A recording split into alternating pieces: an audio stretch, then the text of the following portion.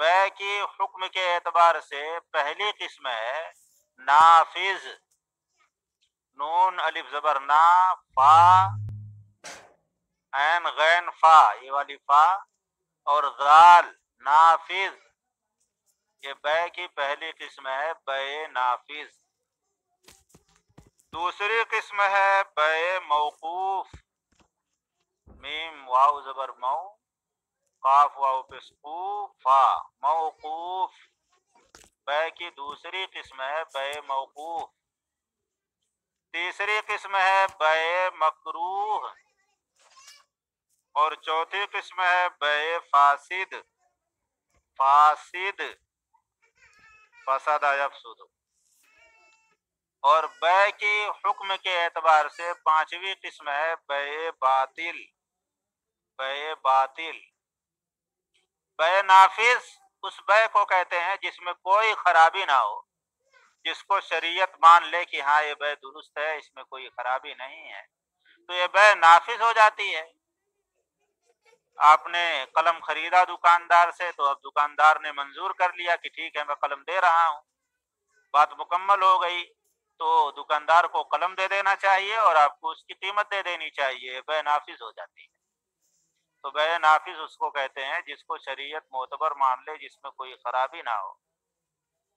एक बे मैंने बताया मौकूफ, बे मौकूफ उसको कहते हैं जो किसी की इजाजत पर मौकूफ हो, कि इजाजत देगा तो बे होगी, इजाजत नहीं देगा तो बे नहीं होगी, ऐसी बे को बे मौकूफ कहते हैं।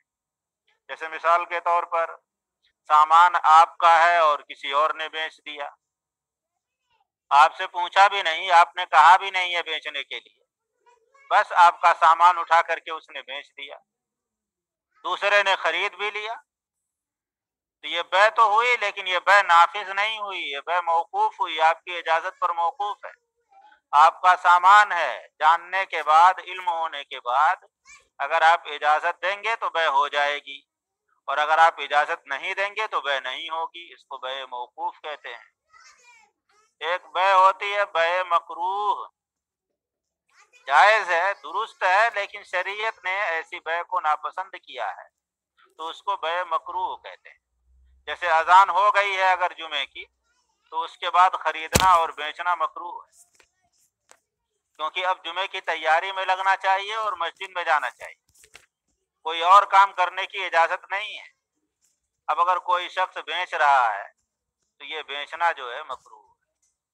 और भी बे मकरूह की सूरतें हैं, किताब शुरू होगी आप हजरात पढ़ेंगे। एक बे होती है बे फासिद, बे फासिद का मतलब ये होता है कि बे में कोई खराबी आ गई, एक आदमी ने बेचा, दूसरे ने खरीदा, कोई और खराबी उसमें आ गई। जैसे इसकी मिसाल मैं आपको बताऊं कि जैसे आपने अपनी साइकिल बेची किसी से 1000 रुपए में, और शर्त ये लगा दिया कि भाई मैं आज बेच तो रहा हूं और आप खरीद रहे हैं, लेकिन ये साइकिल मैं आपको 2 महीने के बाद दूंगा, 2 महीने तक चलाऊंगा, उसके बाद मैं आपके हवाले करूंगा, तो ये बे फासिद है।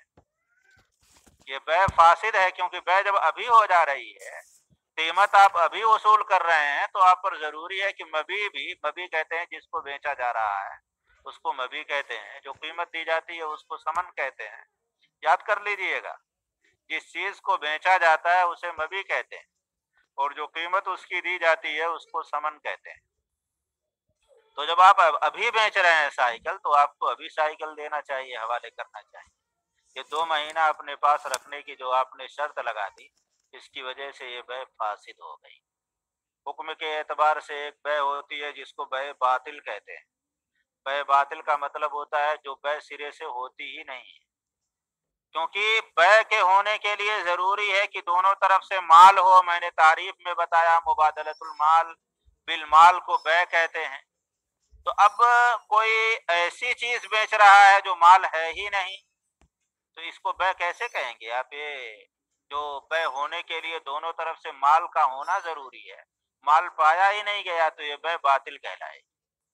जैसे मिसाल के तौर पर मुर्दा जानवर जो है, ये माल है ही नहीं, مردار جانور جو اپنی موت مر گیا، جسے ذبح نہیں کر سکے، یہ مال نہیں ہے۔ اب اگر کوئی اس مردہ جانور کو بیچے تو یہ اور پیسہ لے، تو یہاں مال کا تبادلہ مال سے نہیں ہو رہا، ایک طرف سے تو مال ہے، دوسری طرف سے مال نہیں ہے، جبکہ دونوں طرف سے مال ہونا چاہیے، تو اس بے کو بے باطل کہتے ہیں۔ تو یاد رکھیے گا، حکم کے اعتبار سے بے کی یہ 5 قسمیں میں نے آپ حضرات کو بتائی، ایک بے نافذ، ایک بے موقوف، ایک بے مکروہ، ایک بے فاسد اور ایک بے باطل۔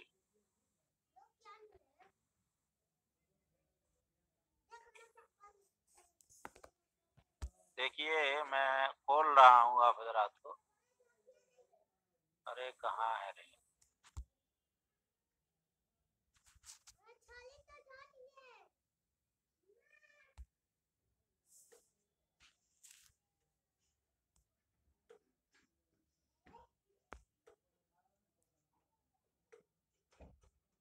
اب آپ لوگ میوٹ ہو سکتے ہیں۔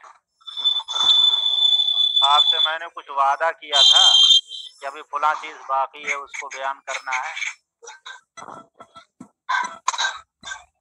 جی کیا وعدہ کیا تھا؟ آپ مصنف کے بارے میں بتا رہے تھے،